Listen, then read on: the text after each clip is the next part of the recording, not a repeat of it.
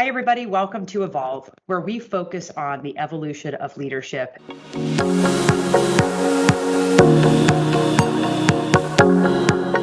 And I am really excited today to have a very, very special guest. Evan, do you mind taking a moment to introduce yourself and your company? Sure. And again, thank you so much for having me on your podcast. My name is Evan Sohn, and I have the honor and pleasure of being the CEO of Recruiter.com. That's exciting. I don't think you need to explain what recruiter.com is, but There you can go. you give just a tad bit of history on the company so that people understand? Yeah, sure. Because it's important today, but obviously recruiter.com didn't start during the pandemic. Yeah, no. So Recruiter.com goes back about a decade ago, really as an online media company. So Recruiter.com started off as a destination site for recruiters, HR professionals, a monthly magazine. It was, I always think about it from a sales perspective. What are you selling? And the company really was selling advertising Yeah. to companies that were trying to get their stuff, their wares in front of recruiters and HR professionals. I got involved about 3 years ago. There was a little bit of staffing business too that the company was doing. And we really wanted to now figure out how to capitalize on this network of recruiters and HR professionals. So instead of actually them being the customer, we wanted to figure out how to really create this as a marketplace to really drive talent acquisition. We started down this path of doing like on-demand recruiting really at the end of 2019, beginning of 2020. And then in June of 2020, really at the height of the pandemic, I became the CEO, really recognizing that the company, that the world was really in a tizzy with the pandemic. And when it was over, the job market would really be in complete disarray. Clearly, I didn't think it would be this crazy. And really started on this path of really leveraging the network of recruiters to deliver both on-demand recruiting services, and we could double click on that, as well as software to help find candidates. So we are an on-demand platform of software and services, helping companies of all sizes with really what is at their the biggest problem today, which is finding talent. Yeah, absolutely. Well, we represent from startups to Fortune 50 companies on their commercial real estate and corporate real estate needs. So what we're hearing more than ever, and we hear this from leaders, from CEOs, CFOs, COOs across the board, is that they are really struggling to recruit and retain talent right now. Why do you think that is?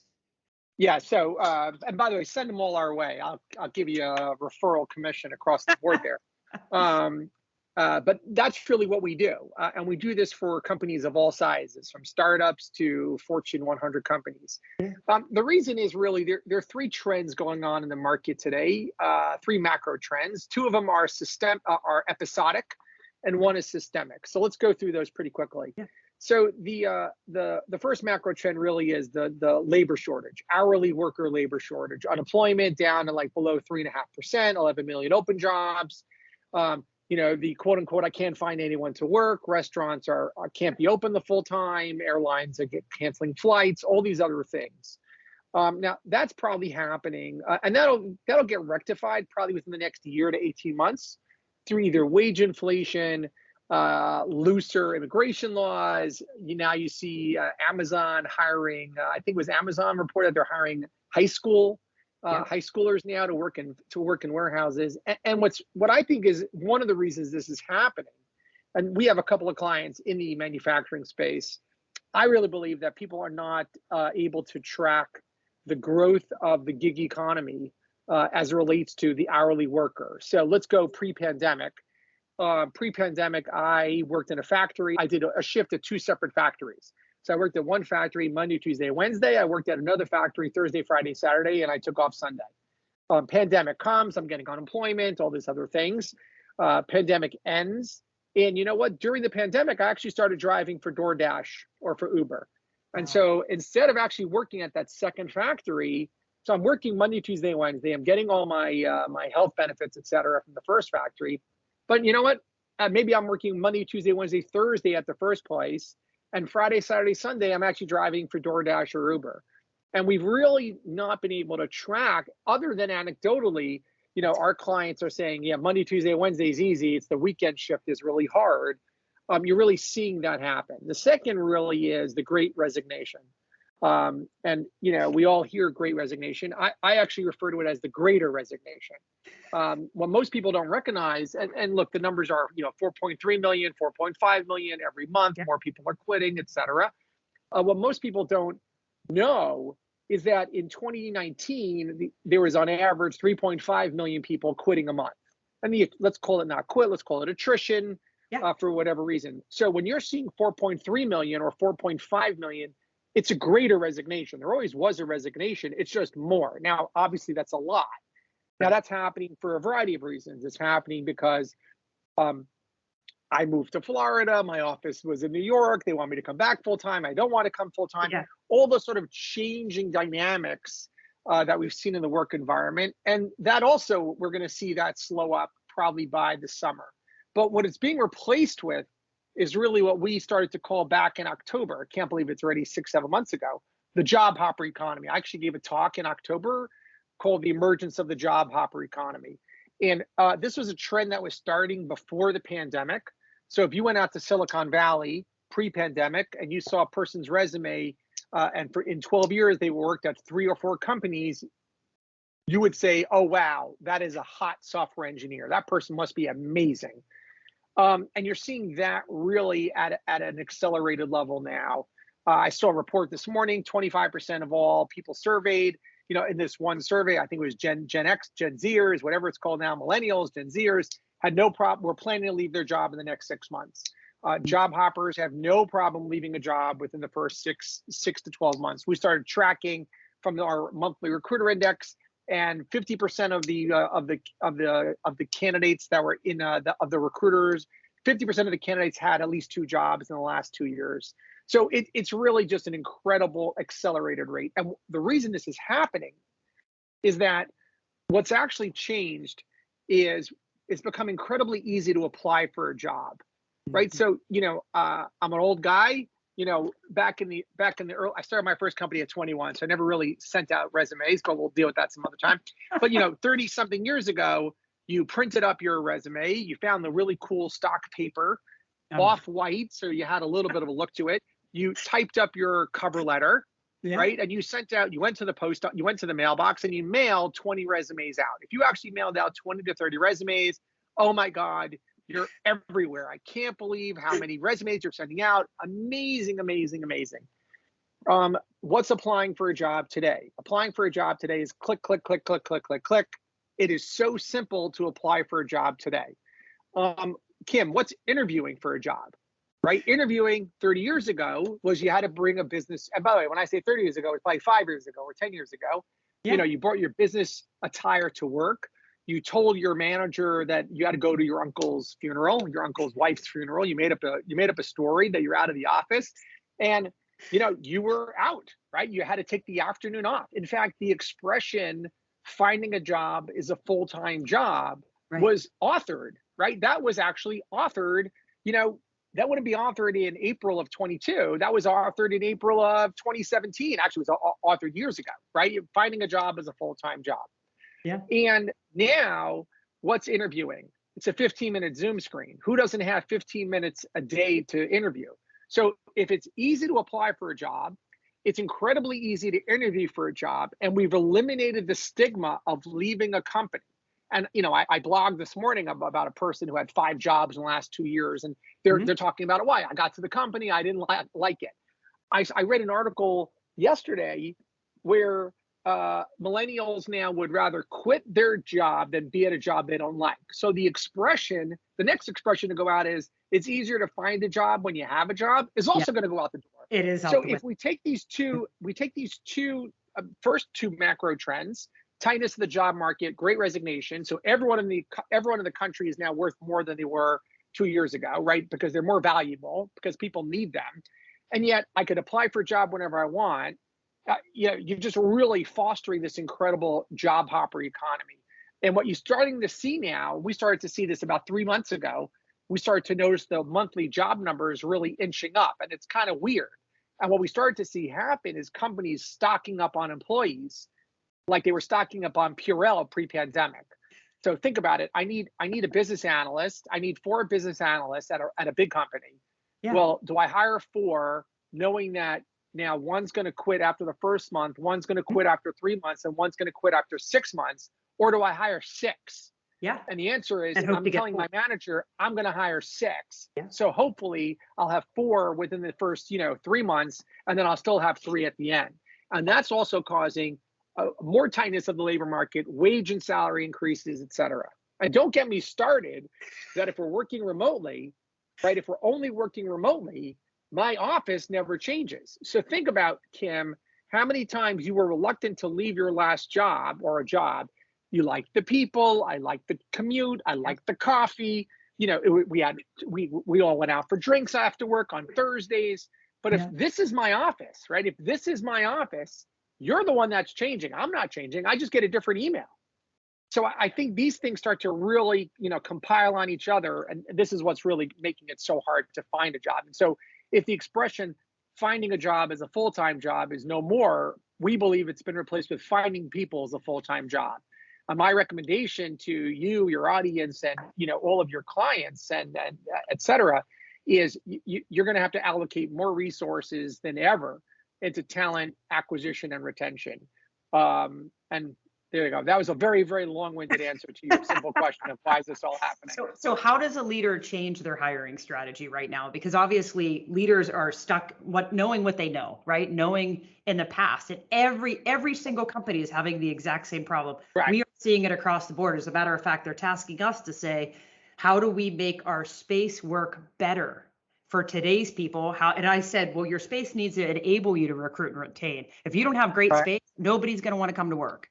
And so it's this interesting dilemma. Do they need to make these major changes on how they're like the strategy behind it?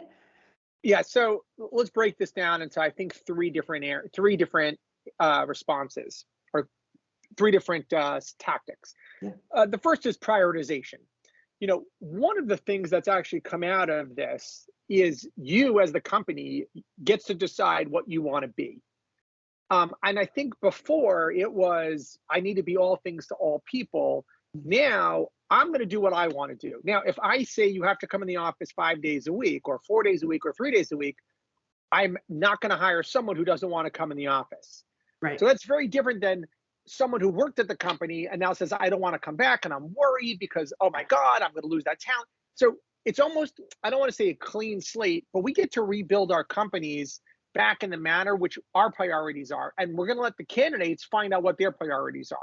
Mm-hmm. So, we started calling the word, you got to use the word great in front of everything, the great realignment, right? So I get to align my priorities to your priorities. And if there's a match, that's great. Yeah. So if you're seeing, gee, I want the work to be fun. I want the space to be appropriate. In other words, that's the environment that I want to create.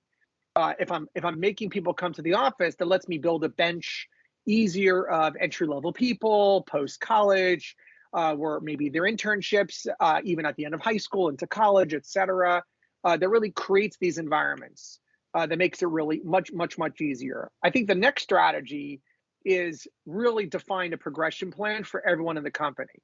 Waiting for Kim to call me up and say, I'm not happy, I'm going to start looking elsewhere, doesn't work anymore because it's just so easy to leave. Yeah. That everybody, we used to look at candidates and say, you're either active or passive. Gee, is everybody active now? Right? Mm-hmm. Is everybody an active candidate? So if everyone's an active candidate, well, then I need to look at every employee that I have and say, what's the plan? And how do I keep this individual for the next cycle?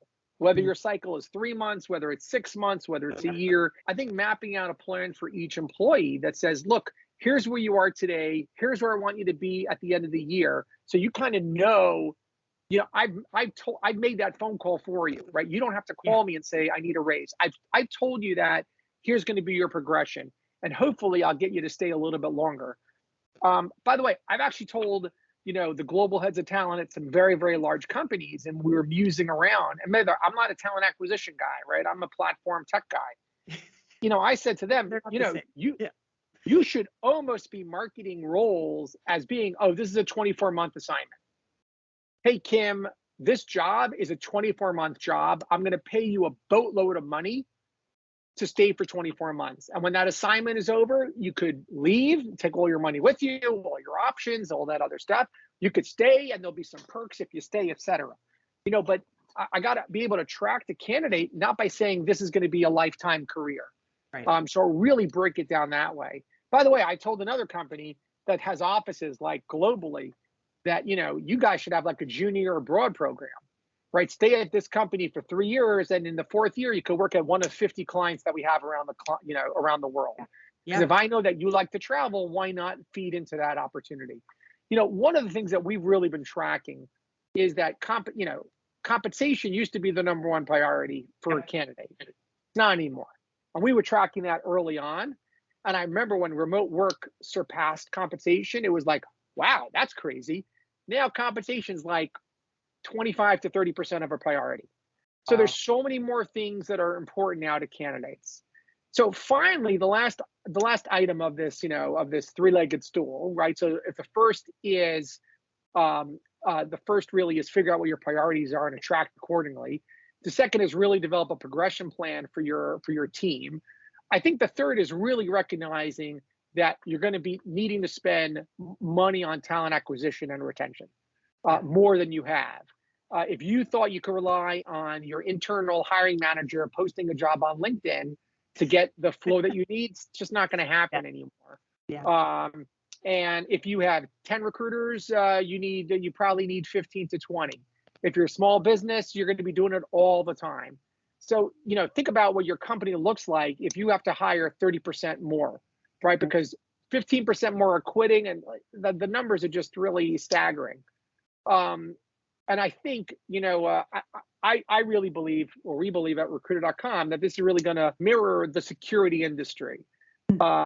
So in the 90s, if I said to you, what was security in the 90s? It was the guard at the gate that checked your ID before letting you into the building.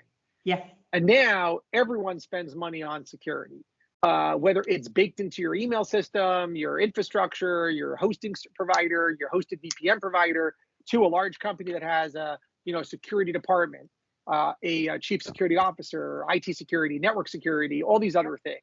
And I think that every company of size, so let's say 20 or more, is going to be allocating budget to talent acquisition. Kim, who does your taxes? Do you do your own taxes? Do you have an accountant do it? Professional. Right? Yep. You have a professional. You could do it yourself. Of course. And by the way, there are tools. You can go to TurboTax and you can do it yourself. Yeah. But hey, you know what? I don't have the time. I want a professional. I want it done right. There's complexity to it, et cetera. So I bring on a professional. I didn't hire a full-time accountant to do my taxes. I have an account that I use quarterly. They check in with them, et cetera. And I have an account that I send money to on a regular basis in order for me to have my tax returns done. If the lifeblood of a business is its people, and the greatest asset that a company has is its people, then I think it's about time we allocated resources to ensuring that we're attracting and retaining talent. That's amazing. And once again, another long-winded answer to a very simple question of what should we do about it? No, and I love it. Now, what are your thoughts on the hybrid work format? Do you think that's here to stay? Yeah, completely. Ironically, 5 years ago, we were talking about the efficacy of remote work, right? How crazy is that? And now it's like, can I get people to come back? I think hybrid is probably the right way to do it. And by the way, hybrid for me doesn't necessarily mean, all right, I want everyone in 3 days a week.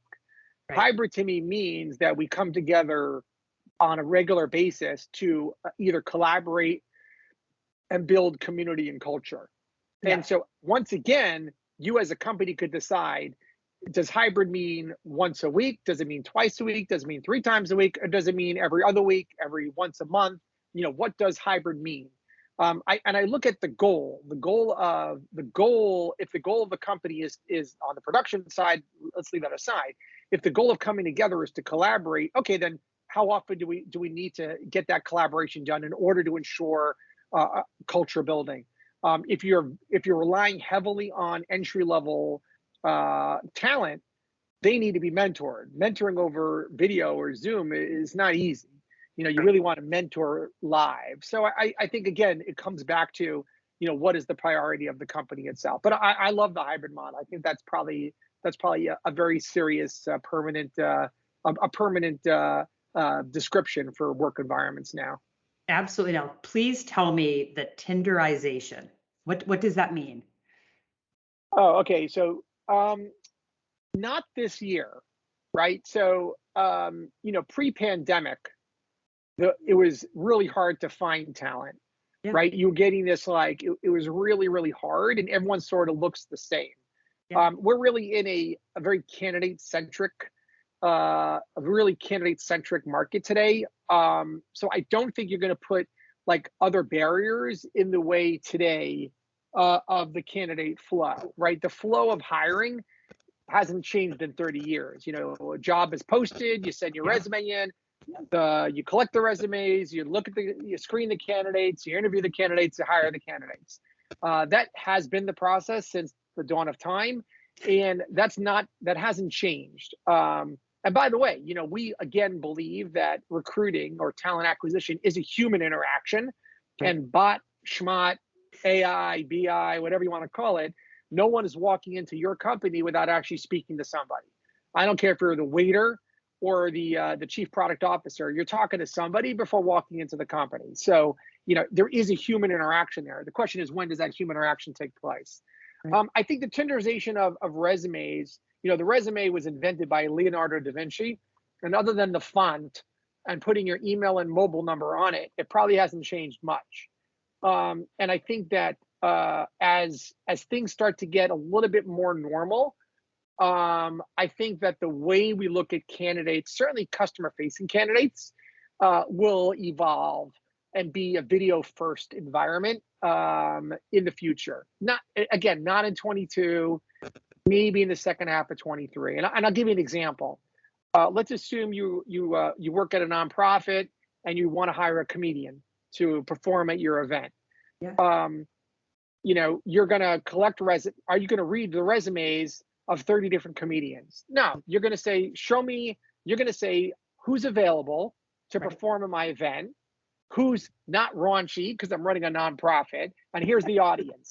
So, and you're gonna get, here are the five people, and by the way, and here's the price tag I'm willing to pay, and you're Right. gonna get the five, here are the five clips, 30-second clips of the comedians that align with what you're looking for.